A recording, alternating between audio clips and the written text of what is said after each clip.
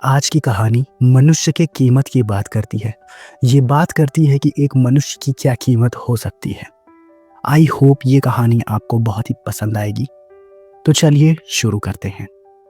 लोहे की दुकान में अपने पिता के साथ काम कर रहे एक बालक ने अचानक ही अपने पिता से पूछा, पिताजी, इस दुनिया में मनुष्य की क्या कीमत हो सकती है? पिताजी ने एक छोटे से बच्चे से ऐसा गंभीर सवाल सुना कि वो चौंक ही गए। फिर वो बोले, बेटे, एक मनुष्य की कीमत आंकना बहुत ही मुश्किल है। वो तो अनमोल होता है। बालक, क्या सभी उतने ही अनमोल होते हैं, उतने ही महत्वपूर्ण होते हैं, क्या उतने ही कीमती होते हैं? पिता ने बोला, हाँ बेटा।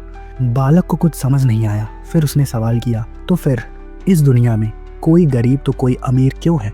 किसी की कम रिस्पेक्ट तो किसी की ज्यादा रिस्पेक्ट क्यों है? सवाल सुनकर पिताजी कुछ देर तक शांत रहे और फिर बालक से स्टोर रूम में पड़ा एक लोहे का रॉड लाने को कहा। रॉड लाते ही पिताजी ने पूछा, इसकी क्या कीमत होगी? बालक ने बोला, 200 रुपये पिताजी। पिताजी ने कहा, अगर मैं इसके बहुत से छोटे छोटे कील बना दूं तो इसकी कीमत क्या हो जाएगी? बालक कुछ देर तक सोच कर बोला, तब तो ये और महंगा बिकेगा, लगभग 1000 रुपये का। फिर उसके पिता ने बोला, अगर मैं इस लोहे के कई सारी स्प्रिंग बना दूं तब? बालक कुछ देर गणना करता रहा और फिर एकदम से उत्साहित होकर बोला, तब तो इसकी कीमत बहुत ज़्यादा हो जाएगी। फिर पिताजी ने उससे कहा, ठीक इसी तरह मनुष्य की कीमत इससे नहीं है कि अभी वो क्या है, बल्कि इससे है कि वो अपने आप को क्या बना सकता है।